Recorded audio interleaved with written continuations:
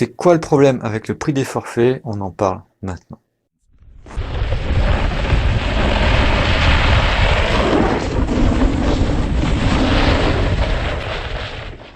Salut, aujourd'hui on parle du prix des forfaits et notamment du fait que en station de glisse c'est devenu vraiment un problème. Au point que j'ai longtemps hésité d'ailleurs à démarrer cette série. Euh, Ce que je vais dire, ça risque de vexer certaines personnes, mais bon, il faut bien traiter le sujet et essayer de comprendre un petit peu ce qui se passe. Dans les années 2000, les forfaits ça ne coûtait rien. Mais pourtant les stations, elles investissaient et elles damaient tout comme aujourd'hui. Alors, d'un côté, on se dit que c'est normal que ce soit cher parce qu'en fait, il faut beaucoup de personnel. Pour une seule station, ce sont des dizaines de kilomètres carrés qui sont damés chaque nuit et c'est un boulot énorme qui en plus fait à l'aide d'un matériel qui est très spécifique et qui est extrêmement onéreux à l'achat ou à l'entretien. Mais même si on prend les toutes petites stations qui n'ont jamais fait d'investissement particulier, même pour elles, les tarifs ont augmenté, voire très fortement augmenté. Alors selon moi, ce qui fait que les forfaits deviennent et deviendront malheureusement de plus en plus chers, c'est un phénomène plus général et il faut bien en parler parce que c'est lié à la monnaie. En résumé, on a une monnaie qui est une pure arnaque, il n'y a pas d'autre mot. C'est une monnaie qui enrichit par la dette les marchés financiers et les banques, et pour payer ces dettes qui augmentent tout le temps, on répercute forcément le coût à un moment ou à un autre quelque part.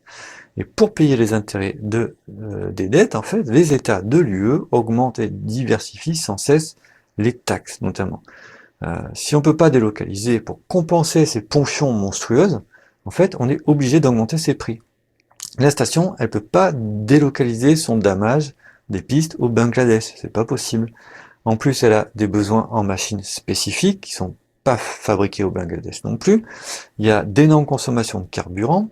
Voilà, et puis il faut beaucoup de personnel. Donc la station de ski, elle est en première ligne. Elle est une des premières victimes de cette arnaque globale au niveau de la monnaie. En plus de ça, la classe moyenne, elle est pillée justement pour payer ses intérêts sur ses dettes complètement inventées de toutes pièces. Or, c'était la principale clientèle des stations.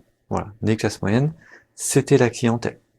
Donc, si au moment où vous regardez cette vidéo, on n'est toujours pas sorti de l'euro, j'espère que ce sera un vieux souvenir, ou bien qu'on est toujours dans le règne d'une monnaie frauduleuse, il n'y a pas d'autre mot, ben les prix vont continuer d'augmenter, et ce, de manière globale, et notamment sur les forfaits, ben il faut s'attendre déjà à devoir se passer de glisse faute de moyens, il y a déjà beaucoup de gens qui ont dû arrêter ces 10 dernières années, et aussi à voir des stations fermées définitivement, parce que tirailler entre les deux, même si elles augmentent leurs tarifs, elles ne s'en sortiront pas. Voilà. Et de plus en plus de stations risquent de fermer. C'est comme ça.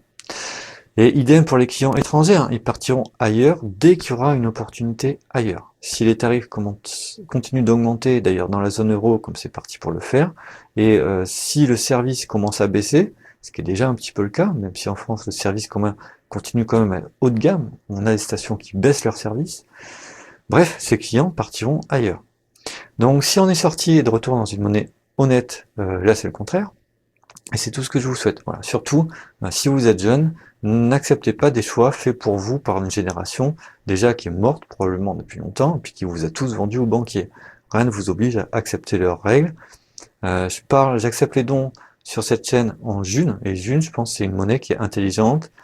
Alors, ça baissera pas le prix des forfaits, c'est marginal, c'est comme ça, mais c'est déjà un premier pas pour essayer de trouver des solutions concrètes pour rendre les échanges entre humains, les échanges monétaires voilà, plus terre à terre, plus fonctionnels, sans devoir supporter une monnaie qui fait peser des dettes sur chacun. Pour finir sur une note positive quand même, n'hésitez pas à éplucher les tarifs des stations, parce qu'il y a parfois des solutions. Il y en a où en fait il y a largement de quoi faire, déjà sur une station. Comme je parlais d'Artus justement dans une précédente vidéo, c'est pas une grande station, mais il y a de quoi se gaver, vraiment. Il y a de quoi progresser énormément, et c'est une station qui, aujourd'hui, à l'heure où je parle, est redevenue pas chère. Il y a aussi des événementiels, comme certains samedis où les prix sont sacrifiés, ou bien des ouvertures en début de saison, ou bien des événements au printemps, qui peuvent parfois être même gratuites. Hein. Les ouvertures gratuites, ça existait, je sais pas si ça existe encore beaucoup, mais il y a des tarifs qui parfois peuvent être exceptionnels sur une journée ou deux. Il y a aussi des tarifs très intéressants, ça peut aller jusqu'à 30% d'après ce que j'ai vu, si on va en semaine ou à certaines périodes.